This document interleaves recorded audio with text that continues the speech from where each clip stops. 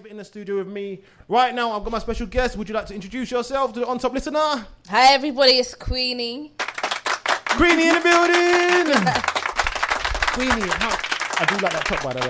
Let me get that out of the way. Oh, yeah. I know nothing about Dragon Ball Z. Me neither. Okay, cool, but it's a cool looking top. Yeah. Who is Queenie? MC, rapper, artist. That's Queenie. Okay, so I'm pretty late on Queenie. I'm pretty sure I am. Okay. I got introduced to Queenie when I heard DBT. Okay. How late am I? You weren't late at all. Oh, really? No. I used to do music when I was younger. Just over a decade ago, I was doing music. I was MCing. Yeah. I came up with Lioness. Yeah. She mentioned me to be.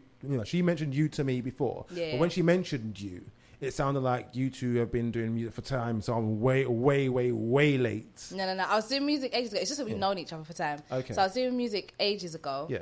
And then in 2017, Yeah. Lioness sits me up like, come on, Queen, get back into music. And I was like, she's like, I want you to jump on a remix of a song I did. I said, okay, cool. Yeah. And that was DBT remix. Right. And yeah, that's how I got back in. The fact that you got back in mean that you got out in the first place. So why did you step out of making music or being involved in music? Oh, my life was dramatic at the time. I had Go on. Let's have it here. Let's hear it. I just had a lot of stuff going on. I was pregnant. Okay. My manager, who's my manager now, was my manager at the time. Okay. And he was like, no, we can do this with a baby still. Yeah. But I was just not feeling it because my home situation was okay. I moved out when I was about 16, 17. Okay. And, were you a naughty child? I was not a naughty child. You a naughty child? I was an average child. If I was to call your mum and dad right now, what would they'd say I was naughty, but all there parents you say go then. There you go. That's right. There you go. So but you had the child, and that was it for me with music. Yeah. Yeah, I was. Did you not think you could juggle the two, or were you just not interested? I was in such a rocky place, I wouldn't even allow myself to think about doing music again. Really? And so I gave myself excuses like, no, I don't do it because this, no, I don't do it because of that. And then I let time just keep passing me by. Because Lioness dropped out of music as well. Yeah, she did. It happened. She had mentioned it to me, but I guess she got me at a point where I was just ready, I guess. My mind was in the right place to do it again. And offering DBT Remix let me know that I could write. So I was like, okay, cool. What do you mean? Okay, so when I did DBT Remix and I had to write for it, I actually wrote 2 verses for DBT Remix. Okay. So that let me know I could do it, which made me feel... So when she gave you the call and said, listen, I've got this track, DBT, you thought, I can't, were you doubting yourself? No, I didn't. No? No. I wasn't doubting myself like that. I was thinking, can I do it? I wasn't saying I can't do it. I felt like I already had it in me. Okay. But I wanted to see. Okay, got you. Right, I wanted to see. And then doing it let me know, you're ready, you can. So had you actually made a track and put a track out prior to DBT? Nope. Okay, fine. So when she came to you and said, I want to make this track, come out of retirement. I don't know if you can be retired before you even made a track. But anyway, come out of retirement and I want you on this remix, which includes Little Sims, Shiesty, blah, blah, blah, blah. Was that a bit daunting for you or not at all? Really? Nope. No? Nope. Not at all. Not at all? Not at You all. didn't think, oh, you know what? I've never made a song before and I got all these, like, they're going to... Like, you might think, like, the little lamb, like, amongst the wolves. Nope. No? Nope. Did you feel like the wolf amongst the lambs?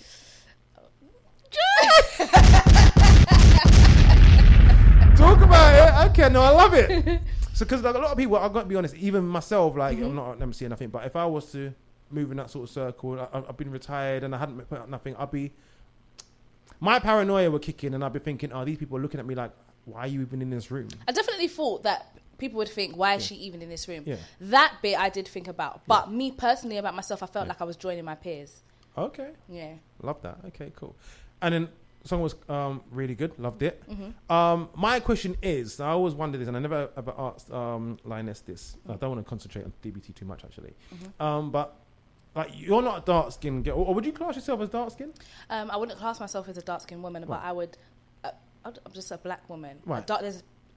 We're all just black women. Right. But then when it comes to the complexion thing, Yeah.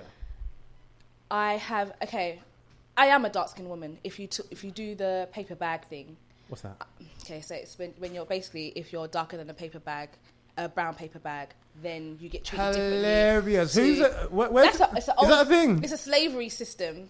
Yeah. Really? So basically, you see how naive I am. it's all right. We learn every day. Yeah. So basically, you lighter than a brown paper bag. You treat you better than somebody who's darker than a paper bag. That is hilarious. So even though people would say to me, I'm not a dark-skinned woman, I will face the same things dark-skinned women face, except the darker you get after a paper bag is the more you experience of that kind of a system. So have you experienced anything? Because Of you're course. darker than a paper bag. Of course, Right. you experience things. I mean, one of my fears about coming back to and doing music, not fears, but maybe a concern, is that as a black female rapper, you have to really stand out in certain ways or only do a certain type of music in order to No, I'm so naive in this, and I had this conversation with many times. I don't see it. Not to mean that it doesn't exist. Of course, yeah. But I don't see it. Is it a real thing, or is it that people have heard or people say it, and you see little elements of it, and you think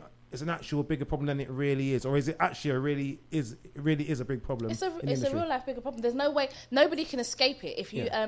If you just look at media and what's put in front of our faces, no one can escape colorism and nobody can escape racism because it's in the media, it's everywhere you look. Just type in beautiful woman on Google, you're not going to see a black woman. And then, go on. Carry on, I'm Googling. You Google a beautiful woman, you're not going to see a black woman. And then also when you're looking for songs about beautiful black women, it's normally referring to light-skinned women, a lightie, or it's normally referring to a certain type of black woman, a fetishized version of black women. I guess that's why we a lot of us love India Ari, because she gave us somebody who, she gave us herself, and she was self-loving, and it was kind of okay, like, don't worry about them, just love yourself sort of thing. It's hard to find. Am I typing in beautiful woman? Yeah, just type in beautiful So one woman. of the third picture I've got is that Lupita? Lupita Nyong'o. Yeah. But remember, that's only happening because she... is it Elle Magazine? Elle Magazine did an article about her. You know when she was, the hype was about her, and they did and she was declared most beautiful woman in the world because of Elle Magazine. Yeah, but that was only because That's there was a lie. Okay, well she's up there to me. But to be fair, she is actually that's the only one picture of a black woman. and that's because they did the article. Yeah, fair enough. Wow, okay. Yeah, and also it's almost like a fetishized thing, like, because if you think about it, a beautiful black woman, they will make it so niche that it will be a really dark-skinned woman.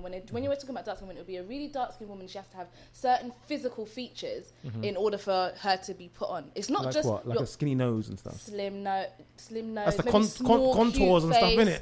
Possibly Jeez. a cute kind of My face, non-threatening look. What's a non-threatening look? A more European look is a non-threatening look. So do you feel that you have a non-threatening look, or do you feel that you have a threatening look in terms of black women? Right now, I've got a wig on my head, so I would say my look is non-threatening. Okay, we'll take the wig off. And It's then straight. If I take the wig off and do braids, my look might look a bit more threatening to people. If I show emotion right now with a straight weave, my emotions might possibly be taken as, oh, she's upset about something. Okay. But the more black I look, more ethnic I look, is the more my emotions might be taken as that's a real angry. thing. That's Yeah, a it's real thing. That's standard. Yeah. Imagine what men go through then in the workplace, because it's even more threatening. Now, to be honest, it's real. What men go through in the workplace is real. I find that men go into the workplace and they're enjoying their workplace, so they don't notice it at first, but then after a while, they're like, oh, right, yeah, I'm getting this. Okay, Yeah. fair enough. So back to the music. That was interesting though. I like that. So you done DBT and that you dipped your toe in. You enjoyed it. Made the video. Was it that said, you know what? I actually like this. I'm gonna give it another go. No. As soon as I said yes to doing DBT remix, I said I'm going for this. Cool. Okay. Yeah. For sure. Yeah. Okay. So whatever happened with the song, whatever happened with the video, Regardless, we you're was gonna gonna do something. Okay. So what was your first move? What, after DBT remix? Hilarious. So, looking for instrumentals. Okay, so producers are really bougie these days. Like, you producers need to allow it. But Oh no! Wait! Stop there! Stop there! Go on, because I like these stories. Go on. What happened? So, I'm messaging producers. I'm not giving no names, so please. I'm messaging. Give me the name of one. I like names. No. Let's name and shame. I promise you won't. If I throw out names, will you say yes or no? No. Okay, I won't. I won't do that. But I'm messaging producers. Some of them ain't even reading the stuff. Do you understand what I'm saying? But I'm messaging producers. I'm trying to get instrumentals. It's not happening. And so I just find instrumentals online. Message, that's normal to do a song to. Oh my gosh. The track I did, okay, so I wrote the bars for the track. The bars were fine. Yeah. I found a studio and I went to the studio. The track didn't sound that great mixed down in the end. But so wait a minute, you're saying the bars were fine, but the production weren't great. The production. So your part was all right, but the other guy involved, it was whack. No. Let me get into it. So the production wasn't great, and also my confidence wasn't there yet. Okay, gotcha. Do you understand what I'm saying? I was on my own now, and my confidence wasn't quite up. I knew I could write, but I didn't know how I was sounding. I didn't know how people were going to receive me. So I did this track now. And you wrote to the beat. Right? I wrote to the instrumental. Okay. I did the track. I recorded it. Sent it to the person who produced the beat, and they just aired it because it was just not there. But I wasn't upset about that because the track wasn't there. You knew? Did you know at the time, even when he sent you, like, this is not really? At the time, what I would say is, I was still lyrically better than a few people that are on the scene. I'm just being honest. I'm still lyrically better than some people that are on the scene. But when you say, like who? I'm not giving a name. Okay, right. But if you listen to me, you can hear I'm lyrically better. Then, does that frustrate you a bit? Yes, but I'm not going to complain about it. Okay. I'm just going to... I guess if you work hard and you keep pushing yourself, you have to get somewhere. There's only so much people can do before it's going to be bait that you're hating because... Yeah. Why do you think that those people that aren't lyrically as talented as you or some others are doing better than those who may be more talented lyrically in writing? It can be a few things. Some people have just got that hype in their voice and have the best instrumentals, and so that goes in their favour. Some people get a cosign from the right people. They're in the right circles at the right time, so there's that. Yeah. Some people have the look. European look. Some people have the European look or the sexy black girl look. Okay. And so that works in their favour. Yeah. And then those are the type of things that will kind of like see how quickly you get to this place. Okay. Do you think, so you don't, I was kind of jumping about a bit, but you don't really like speak about like what's expected of a women rapper in terms of how I'm going to put this. Let's just talk it straight. Sexual stuff and all the rest of it and all the rest of it. Do you do that on purpose? Is it not for you? You don't even care for those sort of lyrics? It's not that I don't care for them. I can do that, and I probably will at some point. Okay. But the point is, I will be respected lyrically. Okay. And you will respect that I actually do write, and I'm actually good at what I do, and I actually can perform. Do you understand what I'm saying? And I actually do bring a presence. You're going to respect me for that first. So nobody's going to say, if it wasn't for this, then she wouldn't. You know, do you understand what I'm saying? It's not going to be that. Because I had someone here not so long ago, and she was trying to put something out on Tantrum. Tantrum was here, and she wanted to put out a video, but it was blocked by the channel because, well, she felt, and they didn't necessarily say this, but she felt because she wasn't rapping about certain activities and certain anatomies and all the rest of it. Do you feel as a woman that you may, or other women do get blocked or get pushed to a side if they're not talking about the things that men may want to hear a bit more? Of course. Of course, because I feel like sexuality is sexiness is owned by men. Right. So they have the monopoly on what is sexy. So if you are a woman who says, I'm still sexy even if I'm not talking about sex, and this is cool and this is intelligent and this is attractive, even though I'm not talking about any of those sorts of things, it's kind of going against what's been around for centuries. Do you understand what I'm saying? If you think about it, one of our dopest rappers is Little Sims. She's one of our dopest rappers. There's no ifs, ands or buts about it. But she's not pushed by the guys, I feel, as much as she's supposed to be. Yeah. That's because I men have the monopoly. But is that not because you don't really see Little Sims? Like, she's gone. Where is she now? Is she in America? Yeah, she had to do what she had to do. If we were doing what we were supposed to do with Little Sims, she would be nowhere. Yeah. If we were doing what we were supposed to do with LMA, do you understand what I'm saying? Yeah. Okay. Yeah. Okay. Fair enough. Hear your point. Anyway, let's get back to you. So you Searching for beats. Mm-hmm. Yeah. You made the track. You sent it back to the person who created the instrumental, and he aired you. Then what did you do? What happened? Okay, so I carried on writing. I put it out there that I wanted management, so people hollered back at me, including my first manager, Kosha, Cerebral Artist Management. Why did you not go back to your first manager initially? I didn't think he wasn't managing any artists. Okay. That's not what my manager does. He doesn't normally manage artists. That's not his business. Okay. It's his normal trade. Okay. But it's something that if so how did you two combine in the first place then? If he's not an artist manager normally? Because if he sees something that he believes in, he will find out what he's got to do to make that work. Do you understand what I'm saying? So I guess that's how most of my managers' business is. Go on. I was an artist. I got a record deal when I was 15. Oh yeah. That's another point. Oh, okay. Yeah. Right, okay, fair enough. So you got the background. Okay. I've always been in entertainment one way or another. Okay. But in regards to managing artists, nobody that would bring me to deal with the music scene other than her. Yeah. Okay. All right, that's another conversation there. But anyway, so okay, so you went back to your manager. Do you feel that I always ask this question of artists because people come to me and people go to other people and say, I need management, blah, blah, blah. And I don't always feel that artists need management. No, they don't. Why do you feel that you needed a manager? To be on the organisational side of things and to be on the dealing with a woman sometimes, people can take the biscuit. You know what I'm saying? Okay, yeah. Okay. When you've got management, when you've got somebody who handles the emails and handles the business and is at the forefront, you've got somebody like that backing behind you. People don't so much take the biscuit. I mean, people wanted to manage me. They heard a gift there. They heard something there. But people do joker things. And I've heard so many stories about women in the industry and how they've been treated because they don't have management or because somebody's gone on and said, let me be your manager. And then the stuff that they've done to them because, she's just a go in it. She I'll take the biscuit. Yeah. So you were aware of the drama. very Okay, aware. cool. But you trusted your manager. So I you trust went back my there. manager. Okay. Do you still trust him? I still trust my manager. Hmm. Very, very, very, very open about stuff. Yeah.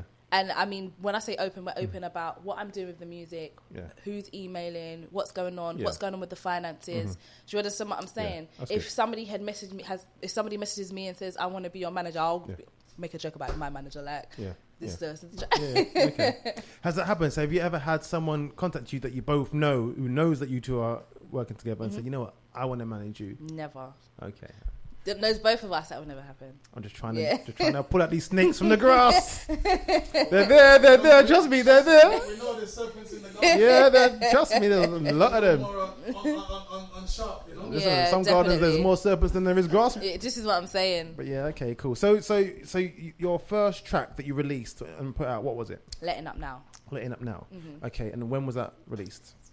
That was March, was it? March. Okay. Of this year. How did you feel going into that? Listen, I was so excited about dropping Letting Up Now. Oh, you were? Yeah, I was. You so weren't excited. nervous? I was nervous, Okay. but I was so excited about dropping Letting Up Now. Now, I knew it wasn't going to get huge response or huge radio play or whatever have you, just starting out. But I was so proud of the track, lyrically. Yeah. What it was, like the core. I was just so very proud of it. I was proud that I produced it, so I was so happy to put it out there into the world. And because nobody listening to it can deny that I'm good at what I do. Facts, yeah. So yeah. Okay, cool. Go back to the work you put in before that, though. So the freestyles, all the freestyles that you got. Oh wow! So okay, well, we didn't start with Letting Up Now. See, I've got a bad memory. Thank God my manager's Yeah, here. go on. So before I dropped Letting Up Now, I had done some freestyles. I did one called Taras. I did one called Rest. Taras. Yeah, I did. Okay, I did. I did one called Rest, and they were good as well. And they built up. That built a bit of a following as well. People listen to those things. These were like Instagram freestyles or YouTube freestyles? They went on YouTube, Yeah. but they got people went to YouTube from my Instagram. Yeah, so okay. putting clips from my Got Instagram. you. Is So what, where are they now? You've taken them down. yeah, they're not up right now. Why? Why do people do that? That's your Okay. history. Okay, no, it's not that I want to destroy the history. It's that I want to do something with the tracks. So in the almost focus. like a re-release. Oh, I see. Yeah, Okay. because I feel like I could have done more. We felt like I could have done more Yeah. with them, and I felt like they were almost wasted in the Okay. way that they were put out because What do you mean there we were didn't fire bars? Yeah, we didn't have the machine that we had now going on. Okay. Do you understand what I'm saying? Where we Yeah. know a bit more. Yeah. Like I said, my manager will learn like Yeah. how does this happen? How does Yeah, this work? okay. And so now that we know more, it's like Yeah. let's not waste this. This could Yeah. easily go on an EP or Easily, yeah. And I always say to everybody, old music is all new music to someone who's never heard it before. Correct. So, okay, cool. So you had the freestyles. You released, was it Letting Up? And how was it received from, let's say, DJs and radio? It wasn't. It was okay. I have to big up Spyro because he played Letting Up Now. He actually was the first DJ to play it. No, he wasn't. Yes, he was. Sir Spyro was the first DJ to play it, but he wasn't the first DJ to believe in it. The first DJ to believe in it was DJ Lioness. Okay. Yeah, she was the first DJ to believe in it. She's one of the first people to believe in anything I do, to be honest with you. But she was the first. You got to think about Lionesses, right? Yeah. Yeah, that's true. That's true. I have a good relationship with the Lionesses. But she believed in it and she sent it to Spyro and Spyro played it. Now, the problem with Letting Up Now is that even though it's grime tempo, it's not a grime song. Right. So he managed to play it in the midst of like drill grime. Okay. And so it worked there. And I guess most DJs, the feedback I was getting is that people don't know where to place me. That's the feedback I'm getting constantly. Where do we place Queenie musically? I guess because I sound different when I do music. It doesn't sound like what's out right now, and I'm not doing what's on trend. But that's a good thing, right? It's a great thing, but only if you see it as a great thing. Even if you know it's a great thing. Can I interject? Yeah, of course you can. At the end of the day, as a new artist, trying to get on, is very, very hard. Yeah. Can you come to the mic? Because I got a feeling you're going to make a good point. Okay, go on. Mind the camera. Yeah, I was just saying, as a new artist, when you're trying to get on and nobody knows who you are, it doesn't matter almost how dope you are. Yeah. Doesn't matter, you know what I mean, how dope the song is. Yeah. The way radio works, you need to understand how radio works. And especially if you're trying to talk about, when you think about it, there's only a few key platforms that have the power and ability to blow you. So you need to be on 1Xtra, you need to be on Capital. If you're doing visuals, you need to be on your Grime Dailies and those kind of platforms there. But it's also a numbers game. So it's like, for Queenie, Queenie's putting in the work behind the scenes, doing a lot of stuff. So the reason we took down the original freestyles was because the freestyles was actually stronger than a lot of people's actual tracks that are out. But because we didn't have enough momentum or enough numbers watching the situation, it's like it was wasted. So therefore we decided, you know what, let's take them down. Come back again and start to build up because they're too good. And this is what we was getting feedback from industry heads that, what, that was just a throwaway? Nah, that's dope. Like, you're wasting it. So what I would say from a management perspective in regards to for artists, it's like understanding the development and the process. It's a process. So when we released Letting Up, we already knew Letting Up wasn't going to do what it was supposed to do because, like she said, they couldn't place it so is it grime? Is it rap? Is it drill? They didn't know what to do with it. And more importantly, no one really knew who she was.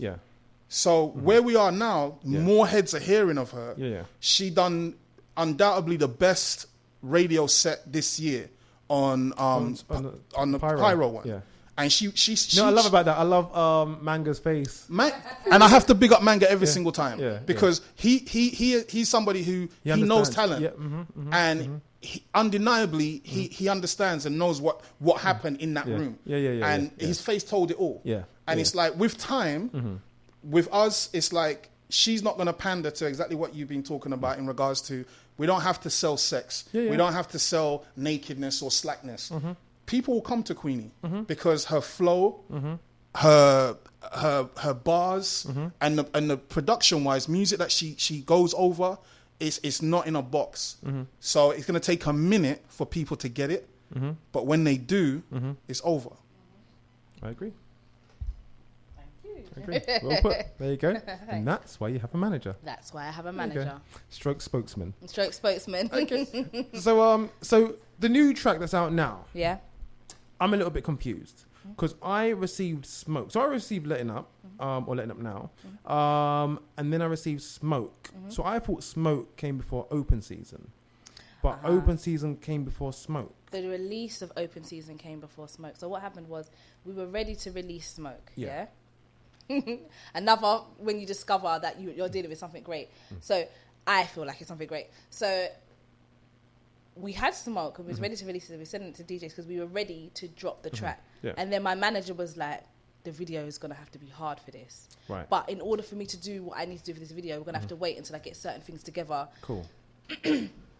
To put this video together. Yeah. So the song never got dropped. So a few people started playing Smoke, not everybody, but a few people started playing Smoke, and it went out there and it had its promotion. But we weren't ready to drop it because we didn't want the video to come too soon, too late after the release. Cool. Do you understand what I'm saying? Yeah, okay. So when it will drop officially soon, but I feel like the interest will still be there. So what is the logic in pushing it out to DJ, but it's not officially dropped? It wasn't logic. It was just, oh wait, actually let's do something more with this track than what we're doing. Okay. Let's do the video. Let's promote it a bit more than what we have been doing. Let's not just push it to the DJs and expect the DJs to work it. Let us work it a bit more as well. Do a bit more playing with it, and then we'll still continue to send it out to DJs and stuff. And so, what has the reception been to Smoke following Letting Up Now? People love Smoke. Yeah. But it's similar to Letting Up Now, where it's almost like, I hate feeling like I'm begging DJs to play things. Do you understand what I'm saying? Do you think DJs are stush a bit? DJs are stush. Okay, good. But then I see that DJs want to further in their careers themselves too. So it's like, I'm not sure if putting this track out is doing anything for me necessarily. Do you understand what I'm saying? I feel like some DJs are like, it's not doing anything for me. I could do it. He's burning. Okay, go on. Say that. Just on the DJ situation, it's like there's DJs like yourself that reach out and understand and see something's happening. Yeah. Then you've got DJs on major platforms that they're reliant on the top 20, the top 10. So for me, what irritates me and annoys me, what they're going to say about Smoke, oh, the hook, we don't get the hook. We don't understand the chorus. Okay, yeah. That's what they're going to say. Right. That's what I'm starting to hear mumbles. Oh, okay. The instrumental, the beat, and the bars are crazy, and people love it. Yeah. But they don't get the hook. And you, listeners, you'll understand when he plays it, right? Okay. So then what happens is that it's like, it's always that thing is like, when you're coming out and you need people to jump on and see it, it's very, very hard. But then what happens is that once you've actually started to build and the momentum's coming, and it usually comes from the grassroots in regards to the people, the fans, then that's when everybody jumps on it. Yeah. So, okay, right. Yeah. Okay. You know what I mean? So we've got everything in place whereby we sent it out to a few people, but then it exactly was like, okay, we need visuals for this. Yeah. Because that's what we didn't do with Letting Up. We didn't put no visuals out. Yeah. We could have done, but we didn't. Because it's the first one, just a sampler. Put it out there, get the feeler out. Was that like a foundation? Basically. Yeah. So now with Smoke, the track is so strong and so big, and we believe in it so much. It's like, no, we need to do a video. Yeah. So we shot the video on Saturday, and let's just say this: ain't nobody in whether it's the grime scene or whatever, thinking visually like what we was doing on Saturday. Okay. So we had stuntmen. We had naked flames. Because no one's going to start. No. You know what? Stormzy's gone to another disco. Yeah. As a newcomer, newcomer coming in. Yeah. Stormzy. There's so many people in the scene that we respect and admire and have to take the hats off to. Yeah. But in regards to the gatekeepers of the scene, I feel DJs, the role of a DJ is supposed to be to expose new music to the listener. Yeah. And those DJs that do that, one, they're better DJs. Two, they usually have their finger on the pulse better, and they get more respect for it. The DJs that just sit and wait for playlists to be put before them, and they only want to play the top 20. Yeah. To me, they're not DJs. Right. It's just you're just pushing buttons, but we understand their position because they gotta get their money. So that's what I'm saying. Some of the questions that I ask you, I know the answer to already. Yeah. Okay. I do artist management. Yeah, and I'm fully aware of how I didn't realize how stush because I do what I do. I didn't realize how stush DJs are until I started doing that. Right. Exactly. Yeah. And I thought, but it's me. Like even if it's not, even if the artist is it's me. You know me. They're supposed to do. Right. Yeah. That's what I thought, and I learned. But I kind of, I don't disagree, but I question one of the things that you said because is it because they don't understand the hook in tracks? Because I know the hook is quite important in the track because that's what people like gravitate to normally. But is it the hook or is it the numbers? Because I think that people don't necessarily support a track if it hasn't got the numbers or they don't see other people supporting the track. Definitely a combination of both. Yeah. But what he means about the hook, what he means about the hook, and possibly a lot of what I make as well is if I don't necessarily get it 100%, will the audience get it? And when you hear it, you'll understand. It doesn't necessarily have a hook. Do you understand what I'm saying? Yeah.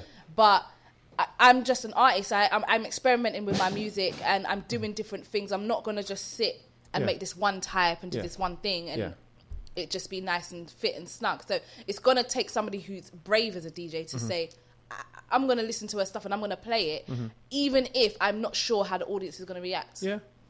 True. Yeah. The numbers game is so important now. And it's changed the business. Yeah. So unless you got 50-something thousand followers on Instagram, unless you got 20 million streams on your YouTube channel, it's like people like don't rate you. Yeah. But it's like, unless you're trying to, there's so much great talent that is coming up, but just because they don't have that machine behind them, then they're getting lost. And that's the downside. So the thing that Queenie just said that's so important, and I'm talking to artists in general, is that if you're an artist, be an artist. If you believe in your art and you do your art, they will come. But it's just a longer journey. You get what I'm saying? If you're going to now pigeonhole yourself and say, you know what, I'm a grime artist and I'm only going to do this kind of, I'm a drill artist and I've got to spit about this, then you might bust quicker, but I'm almost 100% certain that your longevity will be much shorter. Do you get what I'm saying? So it's like, that, when you talk about Little Simz, I love the fact Little Simz is an artist. She's beyond. She's not a rapper to me. She's an artist. So when a girl can get on the stage, play guitar, rap, play piano, it's a whole different ballgame. And that's somebody that's going to be around for another 25 years. And that's what we're trying to do. We're not here for the flavor. We're here for the longevity. We're here for the whole pop. I agree with your logic completely. Cool. Right, I'm going to have to wrap it up. Okay. I'm trying to condense all my interviews into 15 to 20 minutes. Yeah. We've done like 31 minutes. Oh, wow. Like, you can shut it. Queen, listen, it's been a pleasure meeting you. Thank you for coming in. You too. I'll have you know that I probably played Letting Up before Spyro anyway, but there you go. But okay. Let's not talk about it. It's all right. I wish you told me. No, it doesn't matter because you know what? I don't get no ratings because I just say it's a numbers game and Spyro's got more numbers than me. So there you go. Little Queenie, it's been a pleasure. Thank you very much for joining us here on Top. You know how I'm like the calmest person in the room. And if you ask anybody that knows me, they'll say I'm cool.